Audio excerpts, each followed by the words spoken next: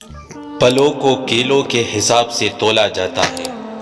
جواہرات کو قیرات کے حساب سے تولا جاتا ہے، سونے کو گرام کے حساب سے تولا جاتا ہے، لوہے کوٹنوں کے حساب سے تولا جاتا ہے، مگر سورۃ الزلزال میں بتایا گیا ہے کہ آپ کی نیکیوں کو ذرات کے حساب سے تولا جائے گا تاکہ اہل ایمان کو ایک ذرے کے برابر نیکی کا بھی اجر عطا کیا جا سکے۔ یہ وہ کمر عدالت ہے جہاں